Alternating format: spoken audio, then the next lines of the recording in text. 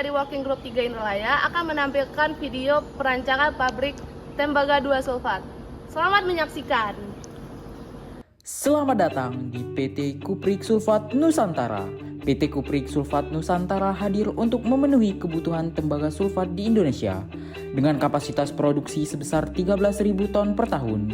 Pabrik tembaga sulfat ini beroperasi secara kontinus dengan durasi kerja selama 330 hari per tahun yang berbahan baku asam sulfat dan tembaga oksida. PT Kuprik Sulfat Nusantara akan didirikan di daerah Manyar, Kabupaten Gresik, Jawa Timur. Pertimbangan pemilihan lokasi tersebut dikarenakan bahan baku asam sulfat dapat diperoleh dari PT Petrokimia Gresik, sehingga biaya transportasi lebih efisien, sedangkan tembaga oksida diimpor dari China melalui jalur laut.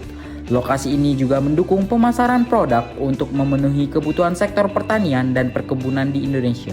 Selain itu, fasilitas transportasi yang memadai, ketersediaan tenaga kerja, sumber air dari Sungai Bengawan Solo, akses yang dekat dengan pelabuhan dan bandara Juanda, serta dukungan energi listrik dari PLN dan generator internal menjadikan Gresik sebagai lokasi yang potensial untuk pendirian pabrik.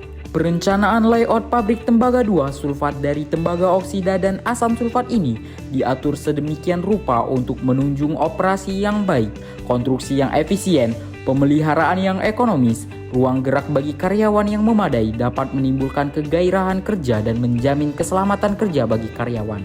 Layout pabrik terdiri dari daerah proses dan daerah penyimpanan, daerah utilitas yang terdiri dari unit pengolahan limbah, unit penyediaan listrik, steam, brine, dan air, daerah administrasi yang terdiri dari 3 bangunan utama, plant service yang terdiri dari bengkel, unit pemadam kebakaran, gudang peralatan, musola, klinik, sarana olahraga, dan kafetaria, serta daerah perluasan serta jalan raya.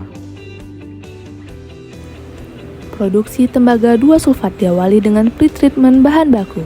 Asam sulfat dari tangki silinder tegak dengan dasar datar dan atap berbentuk toris spherical serta tembaga oksida berupa hopper tank dengan kepala silinder dan bagian bawah berbentuk kerucut.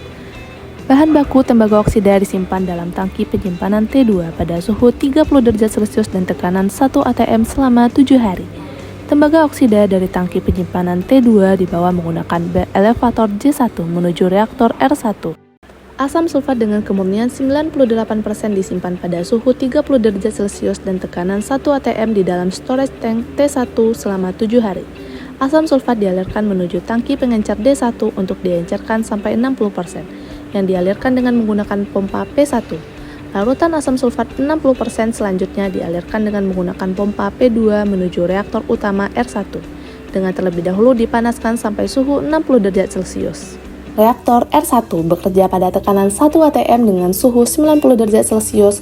Dengan reaksi yang terjadi adalah reaksi eksotermis, maka perlu digunakan pendingin yang berfungsi untuk menjaga suhu operasi tetap konstan. Pada reaktor R1 digunakan pengaduk untuk mempercepat reaksi dan homogenisasi larutan. Reaksi yang terjadi adalah tembaga oksida ditambah asam sulfat menjadi tembaga sulfat dengan produk samping air.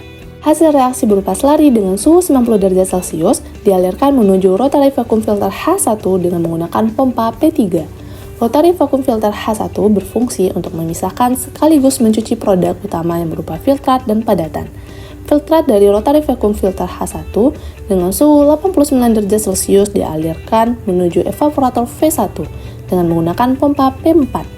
Di dalam evaporator V1, air yang terkandung dalam larutan tembaga sulfat diuapkan sehingga kepekatan naik dari 19% menjadi 54%. Slari dari evaporator V1 dialirkan menuju kristalizer S1 menggunakan pompa P5 untuk proses pembentukan kristal. Kristal yang terbentuk kemudian dibawa menuju sentrifuge B1 menggunakan bucket elevator J2 untuk memisahkan kristal dari mother liquor. Kristal yang masih mengandung air sekitar 20% selanjutnya diangkut menggunakan bucket elevator J3 menuju rotary dryer H2 untuk dikeringkan hingga kadar air mencapai 0,6%. Setelah proses pengeringan, produk dapat diperkecil ukurannya menggunakan ball mill C1 agar diperoleh ukuran partikel yang lebih seragam, halus, dan sesuai spesifikasi produk, sehingga memudahkan proses pengemasan serta meningkatkan kualitas produk akhir. Produk yang berada dalam penyimpanan sementara kemudian di-packing dan dimasukkan ke gudang produk T3 menggunakan belt conveyor J5.